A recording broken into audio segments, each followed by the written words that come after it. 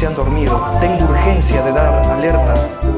Yo soy el Alfa y el Omega, el que es y que era y que ha de venir, el Todopoderoso. Antes de ver este mensaje, no dejes de ponerle me gusta y suscríbete a nuestro canal. Además, activa la campanita para recibir las notificaciones cada vez que subamos un nuevo video. Bienvenidos a Iglesia Global. Vamos a Mateo capítulo 5, versículo 45, por favor. Dice la palabra de Dios: para que seáis hijos de vuestro Padre que está en los cielos, que hace salir su sol sobre malos y buenos, y que hace llover sobre justos e injustos. Porque si amáis a los que os aman, ¿qué recompensa tendréis? ¿No hacen también lo mismo los publicanos? Y si saludáis a vuestros hermanos solamente, ¿qué hacéis de más? ¿No hacen también así los gentiles? Sed pues vosotros perfectos, como vuestro Padre que está en los cielos es perfecto. La palabra de Dios nos exhorta a que debemos de caminar delante de Él y ser perfectos. Lo mismo que le dijo a Abraham. Sin embargo, nosotros creemos realmente que andamos en perfección delante de Dios. Creemos que andamos caminando por las sendas justas, por el camino estrecho, por el camino correcto. Y sin embargo, andamos de la mano del enemigo del Señor todo el tiempo, prácticamente. Los domingos, tal vez, por alguna razón, como que intentamos ser un poquito más espirituales los domingos. Pero de lunes a sábado, nuestra espiritualidad casi es nula. Andamos todo el tiempo fluctuando, subimos, bajamos, y por lo general nos quedamos abajo durante bastante tiempo, y pasando demasiado tiempo allí abajo, tal vez nos sentimos inmerecedores ya de acercarnos hacia la gracia de Dios, porque pensamos que Dios no nos va a perdonar en esta ocasión porque ya somos demasiado pecadores. Somos tan pecadores que hasta pensamos que ni Satanás nos querría por ser tan pecadores. Pero nosotros, no sé, a ver, hace unos días atrás, un hermano me escribió, no sé exactamente en qué parte del mundo está ubicado, creo que en Sudamérica, me escribió y me dijo que se sentía muy mal y que no sabía cómo acercarse a Dios. Sentía que Dios lo había dejado y que andaba él completamente frío ya en los caminos del Señor. Sin embargo, le dije: mira, Dios no te ha dejado, Dios sigue contigo. Dios nunca te va a soltar la mano voluntariamente. Eres tú el que por tu libre albedrío decide finalmente soltar a Dios. Miren, con respecto al tema del libre albedrío, a ustedes como que les queda hasta cierto punto muy claro que Dios les ha dado el libre albedrío a todos ustedes y que por su libre albedrío ustedes tienen que decidir seguirlo o no. Hasta ahí el tema del libre albedrío está bien y queda, es entendible. El detalle es que al respecto del libre albedrío, Dios interviene en el libre albedrío de las personas que decidieron formar parte del grupo selecto de Dios. ¿A qué me refiero con grupo selecto? Selecto viene de selección.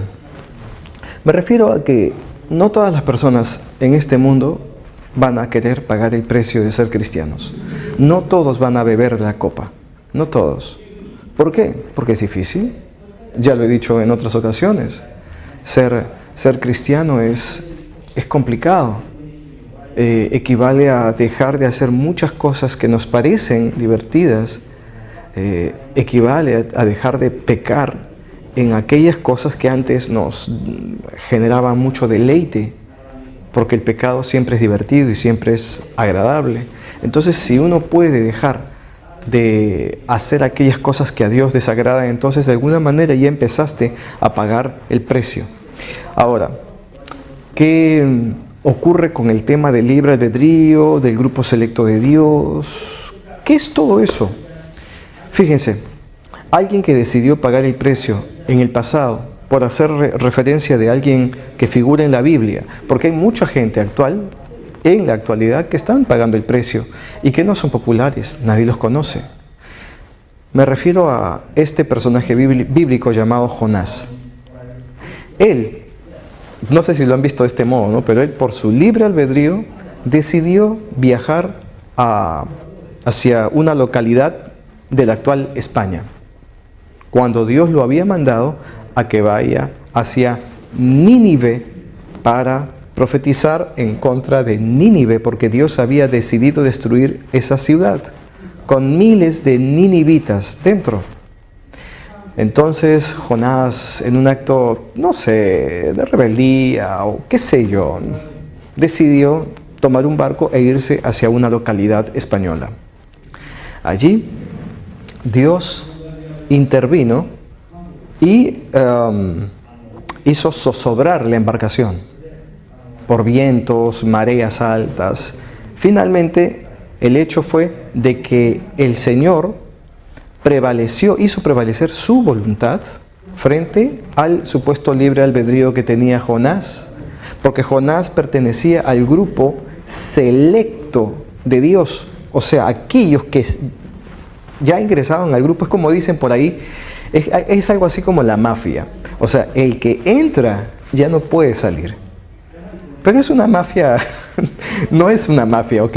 Pero no es como la mafia donde hay el que entra, si sale pero muerto, ¿no? No es así, pero es un compromiso. Dios dice, yo he tomado tu palabra. Dios dice, conmigo no vas a jugar. O sea, cuando tú dices algo, prometes algo, o cuando simplemente dijiste, Señor, yo te voy a seguir, entonces Dios dice, ok, yo tomo tu palabra.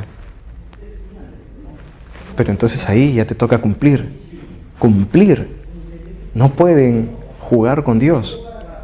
Entonces, resulta que el libre albedrío de algunas personas desaparece realmente. Entre comillas, porque lo siguen teniendo.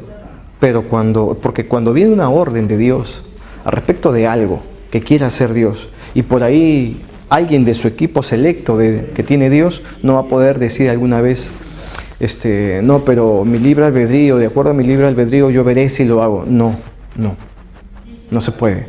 Una orden de Dios que va dirigida a aquellos que conforman su grupo selecto tiene que ser acatada, porque si no, sobrevendrán males. Si no, pregúntenle a Jonás qué fue lo que sucedió en ese breve estadio dentro de aquella embarcación.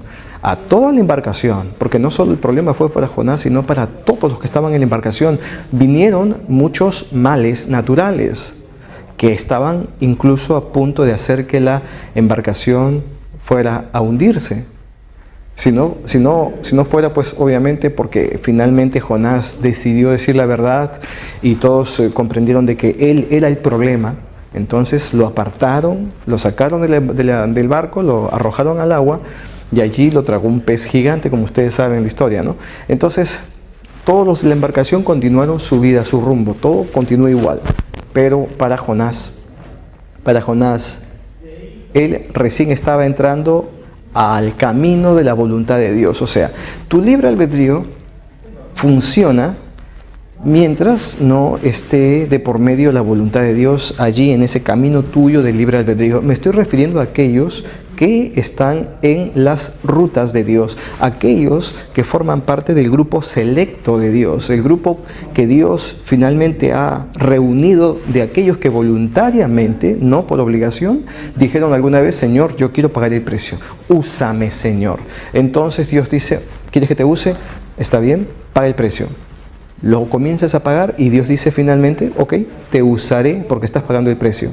Estás esforzándote, te usaré. Ahora te encomiendo, te exhorto de que camines delante de mí y seas perfecto, como dice la escritura que acabo de leer hace un momento. Entonces tenemos que esforzarnos en ser perfectos y no lo vamos a lograr. O sea, va a ser muy difícil, en algún momento vamos a pecar de alguna manera.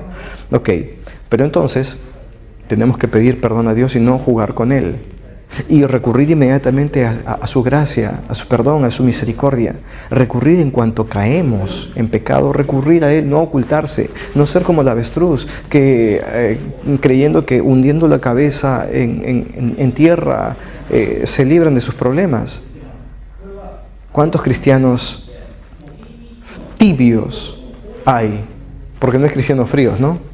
No hay cristianos fríos. Los cristianos son tibios o son calientes, pero no hay cristianos fríos, porque si eres cristiano y te consideras frío, no puede ser, porque el frío es aquel que no conoce a Dios, ¿no?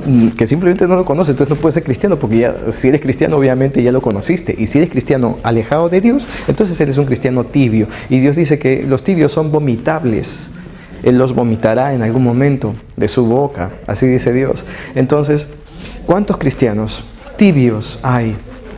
Veo en internet, por ejemplo, perfiles de algunos hermanos, hermanas cristianas que lo que ponen ahí en sus muros dista mucho al respecto de esa supuesta cristiandad que tienen. Así como, por ejemplo, ayer precisamente me llegó un mensaje a través del Facebook que decía algo así como: si tú eres cristiano y amas a Cristo, envía este mensaje a 20 personas más y dentro de una hora alguien te dirá, te amo. ¿Ustedes creen que están haciendo el trabajo de Dios? ¿Que están difundiendo la palabra de Dios haciendo eso? Simplemente son religiosidades lo que están haciendo. Es más, ni siquiera son religiosidades, sino más bien va por el camino más bien de la brujería, ¿no? Del lado oscuro. Al hacer eso, esos son como sortilegios, como pactos de algún tipo que no corresponden. Eso no, Dios no pide eso. Así no son las cosas. Si tú quieres ser cristiano y motivar a otros que hagan lo mismo, que sientan lo mismo, que conozcan al mismo Dios, entonces lo que se debe de hacer, en lugar de mandar mensajes, entre comillas, masivos por las redes sociales, es ir y evangelizar de forma directa a sus hermanos. Pero hacen lo más fácil y más conveniente. Finalmente entré en contacto con esta persona. Le escribí: bueno, por favor, ¿por qué me has enviado esto? Y me dijo: no, es que, bueno, si no le gusta, no lo reenvíe, me dijo. Y yo le digo: pero es que así no son las cosas. Dios te ama y necesita que tú más bien lo conozcas a Él, pero eso que tú estás haciendo, eso no representa nada. Tú no vas a traer o llevar almas a los pies de Cristo de esa manera, porque es un mensaje completamente superficial, esperando más bien la recompensa de que alguien te diga: te amo. ¡Wow! Funciona. Entonces tú vas a decir: yo también voy a escribir eso, ¿no? Y voy a mandar a 20 personas más para que siga corriendo esta fórmula que funciona, que siga corriendo por las redes. Y lo que están haciendo es simplemente trabajar para el diablo. Aunque se hable de Dios y todo lo demás, finalmente están trabajando para el diablo y no lo saben, no lo comprenden. Entonces estaba, como les decía, viendo algunos perfiles de los hermanos, y lo que encuentro en otros, por ejemplo, son cosas que nada tienen que ver con el cristianismo. Sin embargo, intentan decir que son cristianos. En fin, es todo un tema. El Señor dice que te debes de llenar de su palabra. Dice que pegues en los muros de tu casa frases que te recuerden lo que Dios ha hecho por ti. Pueden ser bíblicas o pueden ser tus propias creaciones, donde te recuerdes a ti mismo lo que Dios en algún momento hizo por ti, para que no te apartes de Él, como lo hizo su pueblo de Israel después de que Dios decidió sacarlo a este pueblo de tierra de esclavitud con brazo firme, ¿no? Dios lo sacó, lo llevó finalmente a la tierra prometida, y este pueblo se olvidó de Dios. Eso no quiere que se siga repitiendo. Por eso es que Dios nos exhorta a que nosotros recordemos lo que en algún momento el Señor hizo por cada uno de ustedes. Por eso es que andamos equivocándonos tanto, andamos tan errados. Fíjense, el título de esta enseñanza es Destino Final. La pregunta es: ¿cuál es el destino final de los cristianos o de la humanidad, de todos los que estamos aquí en este planeta? 7.000 millones de personas. ¿Cuál es nuestro destino final? Obviamente la sepultura, ¿no es cierto? Pero, ¿qué continúa después de aquello? Porque en el mundo hay muchos conceptos que se manejan desde antaño, desde épocas inmemoriales, donde se cree que cuando uno muere se hace simplemente nada, te juntas con el cosmos, te vuelves uno, o reencarnas en otra cosa, o en otra persona, o en, no sé, o que uno está en un proceso de reencarnaciones constantes para llegar a cierto nivel ideal en algún momento, y una vez alcanzado ese nivel ideal, pasar o ascender a un estado espiritual superior, donde de allí ya no volverás a reencarnarte, sino que ya serás como Dios o algo así. O sea, hay muchos conceptos que en el mundo se manejan al respecto de qué pasa después de que uno se va de este mundo. El Señor dijo que solo hay dos lugares donde nosotros podemos llegar. Uno es el infierno y el otro es el cielo. Para llegar al infierno es muy fácil. Basta con vivir ignorando a Dios, simplemente.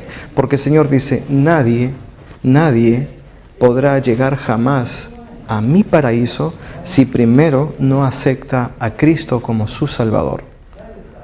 Y aceptándolo, decide finalmente cargar su cruz y llevar su cruz a cuestas durante todo el periodo de su vida en la tierra, que es el lugar donde estamos a prueba. Y una vez que hayamos cuidado nuestra salvación con temor y temblor, como decía Pablo, finalmente en el último momento de tus días podrás llegar al cielo. Pero si no hacemos eso, si vivimos la vida de forma despreocupada, pues lamentablemente no vamos a llegar más que al infierno, porque al infierno es muy fácil llegar. Miren, les voy a contar algo muy personal. Esto lo he reservado durante mucho tiempo, no he querido decirlo, pero creo que les va a ser más útil a ustedes que yo lo comparta a que simplemente me lo reserve porque como que no suena muy bien. Miren, hace más o menos 3 años atrás, o un tiempo más o menos, como 3 años atrás más o menos, Dios me dijo, yo le pregunté al Señor, estaba conversando con Él y le hice una pregunta, Señor, ¿dónde está mi padre y mi abuelo? Y me respondió, me dijo, ellos están en el lugar de espera. ¡Wow! Eso me sonó, no me sonó mal, me sonó bien. Dios fue, por decirlo así, bastante delicado cuando me dijo dónde estaban. Él dijo en el lugar de espera o en el sitio de espera. Bueno, una de esas dos frases me dijo. Y le dije, ¿y mi abuela dónde está? En el mismo sitio, me respondió. Agregó. No, yo le dije, Señor, entonces, ¿el purgatorio existe? Y me dijo, no, hijo, no es el purgatorio. Y yo le dije, entonces, ¿qué es? Es el Seol. Seol. En aquel tiempo yo entendía que era Seol, pero yo quería decir, bueno, yo me decía a mí mismo, no, debe tener otro significado, no creo que sea, no puede ser, no. Señor, ¿por qué está en el Seol?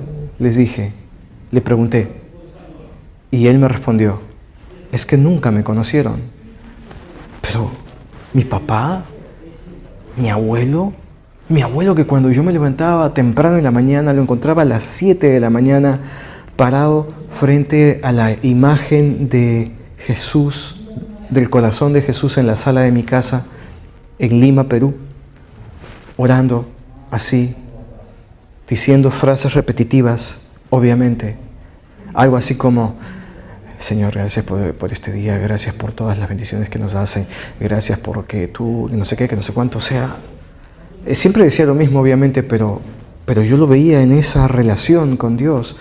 A mi abuelo, un hombre bueno. Y mi padre tenía una imagen de sus santos preferidos. Si no me equivoco, era San Martín de Porres, y a la vuelta estaba la imagen de Santa Rosa de Lima, creo, o era la imagen del Cristo de Pachacamilla. Y antes de encender su auto, tenía la imagen colgando allí en la conexión para encender el cigarro, porque él no fumaba, entonces eso lo usaba para colgar allí su imagen. Y veía que la tocaba, se persignaba, encendía su carro y se iba a manejar. Yo lo veía en esa relación con lo divino. Y entendí que el Señor dice en el primer mandamiento: ámame a mí por sobre todo, por sobre todos, ante cualquier cosa o ante cualquier persona, ámame a mí. Y luego dice: no te hagas ningún tipo de imagen. Y así, entonces allí entendí, o sea que no era letra muerta, o sea que realmente Dios no te va a comprender en ese sentido si es que terminas muriendo y tú no vas a decir: Señor, pero perdóname, yo no sabía, por favor, una resucitadita, dame una oportunidad, otro chance. El Señor va a decir: no es muy tarde para ti. El título de esta enseñanza, como repito, es Destino Final. El destino final de mis padres, o sea, de mi papá y de mis dos abuelos, es el infierno. Ellos están en el Seol, palabra antigua para infierno. Creo que los testigos de Jehová dicen que Seol es el lugar de descanso, o sea, es la sepultura. Error. Le deberían haber preguntado a Dios y deberían haber escuchado lo que Dios me dijo. Eso no es sepultura. Seol es infierno. Jesús dijo: Él ha sido el único hombre que ha bajado al infierno y ha regresado para contar cómo es. Allí padecen, tienen calor, tienen sed, viven suplicios todo el tiempo. Entonces, ¿dónde está que el infierno o Seol o esas palabras con las que describen que realmente solamente es sepultura y no es infierno real? Les digo de que es un completo error si piensan que no existe el infierno. Pues por supuesto que existe. Y muchos cristianos marchan todos los días camino al infierno. Esforzadamente van camino al infierno. Hacen mérito para irse al infierno y no lo entienden. No comprenden. Creen que viviendo la vida loca como la viven, creen que viviendo de la forma que lo hacen, van a llegar al Señor. Porque erradamente creen que nada más poniéndose a orar en la noche: oh Jesús, oh mi Señor, que no sé qué, que no sé cuánto, te amamos, te amo Jesús, te amo, ay Jesús, eres tan especial en mi vida, creyendo que tienen una relación de mucha intimidad con el Señor. Pero luego, cuando acaba ese momento de oración, se acuestan y se levantan en la mañana y llevan una vida descontrolada a lo largo del día y de todos los días. Nada más porque creen que arreglan el problema en la noche, pueden pensar en que al final de sus días llegarán al reino de Dios, si no están pagando el precio. Entonces, su camino en este momento es aquel que Jesús describió como el ancho, el que te lleva a la perdición. Porque el camino que lleva al cielo es angosto y pocos la encuentran. Y lo he dicho antes y lo sigo repitiendo. Jesús habla de que son pocos los que encontrarán el camino, pocos los cristianos que encontrarán el camino. No está hablando del mundo porque el mundo no lo conoce, no está hablando de todos los que componen el mundo, sino aquellos que quisieron buscarlo a Jesús, a Dios. De grupo pequeño, dice, de ustedes, pocos serán los que entren al cielo por la puerta pequeña. Pocos. No crean que porque van a una congregación, a una iglesia, todos los que están en la iglesia alcanzarán el paraíso de Dios. No va a suceder así. No va a suceder así. Si ocurriera en este momento tal vez, tal vez en este momento si ocurriera el arrebato del que se habla, que en algún momento va a suceder, no sé si en esta generación o en la venidera, no sé cuándo pasará, pero cuando ocurra en alguna congregación del mundo, si llega a ocurrir durante una reunión cristiana, es muy probable que ni siquiera se den cuenta que ocurrió. Así de mal estamos los cristianos. Se desaparecerá uno por acá, otro por acá, otro por acá, por ahí.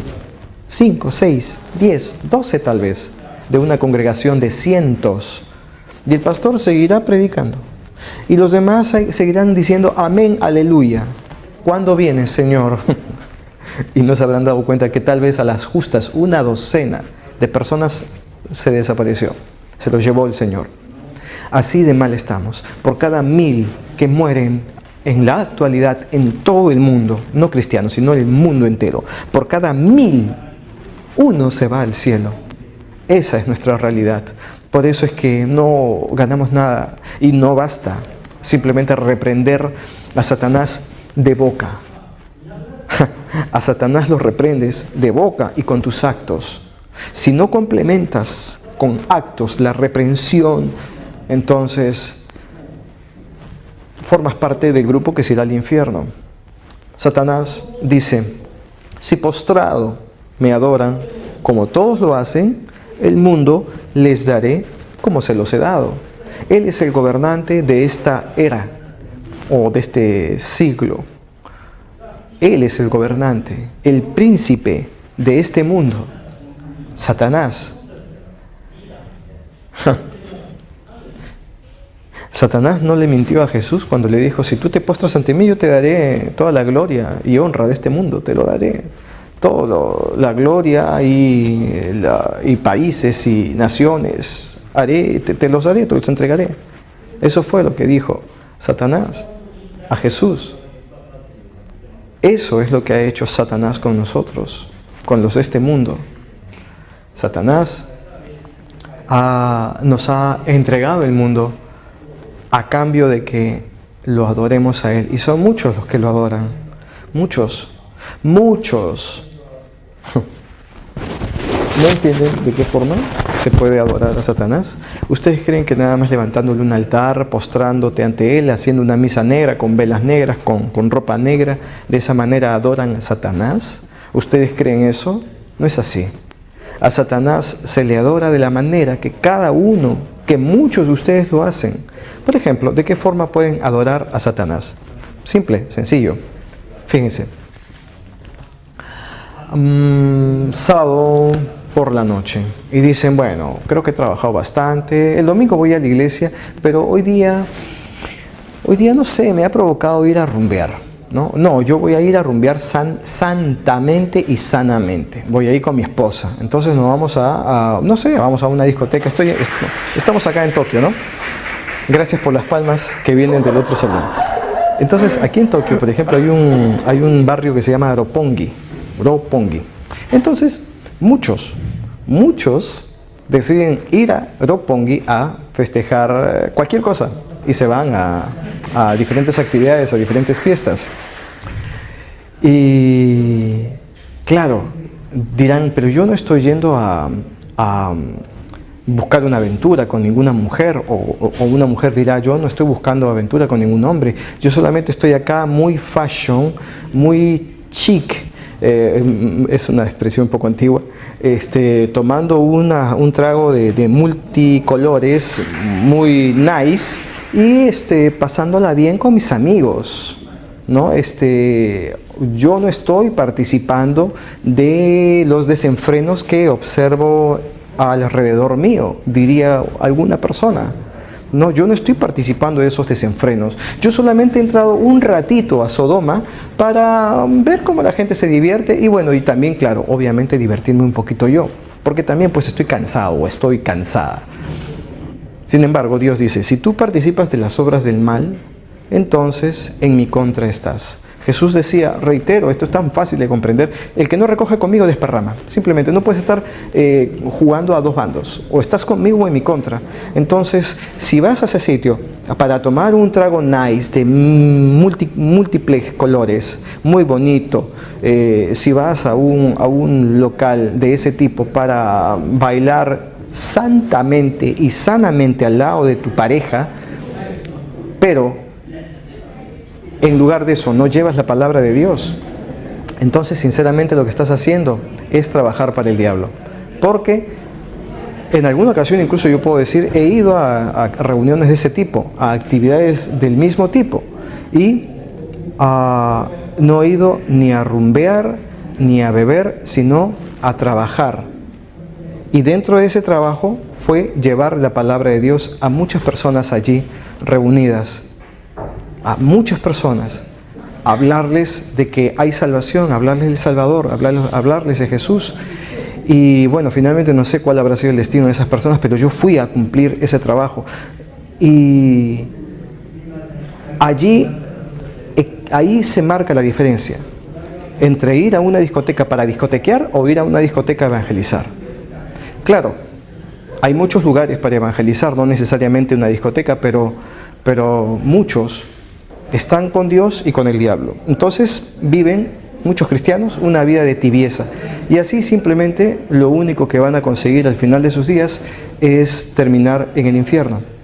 Pero es que, como repito, no comprenden, no entienden, no saben el nivel del problema en el que actualmente están muchísimos, no lo comprenden, y sin querer van todos los días puntualmente dirigiéndose hacia el infierno sin entenderlo plenamente, sin considerarlo, y es más, sin aceptarlo. Porque esta prédica, para aquellos que puedan ver esta enseñanza a través de internet, cuando la vean van a decir, no, yo no comparto con ese pastor porque habla mucho del infierno, es muy radical, que no sé qué, quiere más bien asustarnos. Y yo digo,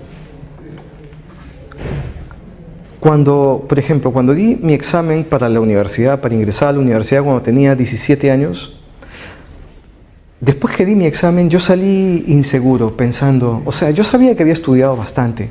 Estudié durante, 3 meses más o menos consecutivos. Estudiaba 6 horas diarias durante 3 meses para poder ingresar a la universidad. O sea, me esforcé. Pero luego de dar mi examen, salí por la calle caminando, con las manos en los bolsillos, mirando hacia el piso y pensando en cada una de las preguntas, lo que podría ser en el caso de los cristianos, pensando en cada uno de los mandamientos y de toda la Biblia, si es que la están cumpliendo. Y me fui así, pensando y preocupado, y decía, no sé si lo logre. Yo sí, sé que me esforcé, sé que respondí, creo yo, bien cada pregunta, pero no sé si lo logre, no sé. Tengo miedo. Miren, durante 3 días, hasta que salió publicado el listado de aquellos que ingresaban a la universidad en el periódico de la época, durante 3 días estuve angustiado. No dormía bien en la noche. Pensaba todo el día. Me preguntaban mis amigos, mi propia familia, ¿y cómo crees que habrá salido? No lo sé. No sé, esperemos, ¿no? A ver qué pasa. El resultado va a ser mañana o pasado mañana. Esperemos, ¿no? Pero yo mismo estaba angustiado. ¿Esa angustia entonces es válida? Sí, es una angustia que yo mismo me provocaba porque estaba en la incertidumbre de cuál iba a ser el resultado. Yo quería ingresar al cielo, no, a la universidad. Yo quería ingresar, pero no estaba seguro si había rendido plenamente el examen como correspondía. O sea, yo sentía que sí, pero siempre había un temor a Dios. Siempre había un temor de que de repente en algo podría estar fallando. Y estoy hablando no solo del examen, sino ante Dios. ¿Me entienden? Entonces, diríamos, ¿es válido vivir angustiado o en todo caso vivir preocupado todos los días por si estás agradando a Dios? como en el caso de aquel examen, era válido que sufriera durante 3 días hasta luego ver finalmente si el resultado. Claro, cuando fui a ver el resultado en el periódico, les comento, ingresé. Di el grito de júbilo más potente de toda mi vida. En plena calle empecé a gritar. Yo, que soy una persona un poco parca en ese sentido, ¿no? Yo empecé a gritar. Grité de emoción porque había ingresado a la universidad. Fue muy emocionante. Pero viví 3 días de angustia. Hermanos, yo lo que les digo no es para que vivan en angustia el resto de sus vidas, lo que les queden, los días que todavía les quedan por vivir. Lo que les digo es que más bien teman a Dios durante todos los días que les resta por vivir. Esfuércense, preocúpense, porque el examen no es no solamente de un día, como en mi caso para la universidad. El examen de ustedes es todos los días. Entonces, preocúpense para que todos los días, en cada examen, en ese examen que van a dar diario, salgan aprobados. Y si no fueron aprobados, tienen la misericordia de Dios aguardándolos en su habitación cuando vayan a orar en la noche a pedir perdón por todos sus errores, por todos sus pecados. Dios los perdonará a cada uno de ustedes, pero vivan temiendo, no con miedos o con angustias como en el caso del examen, pero en todo caso vivan temiendo no equivocarse con Dios. Quienes deseen participar en esta obra a través de sus ofrendas pueden hacerlo escribiendo este correo para mayores detalles.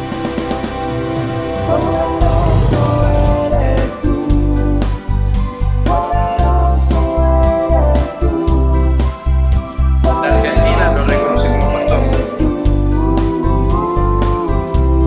Yo vengo pronto. Yo vengo por aquellos que no me conocen y también vengo por aquellos que me han conocido y se han dormido. Tengo urgencia de dar alerta.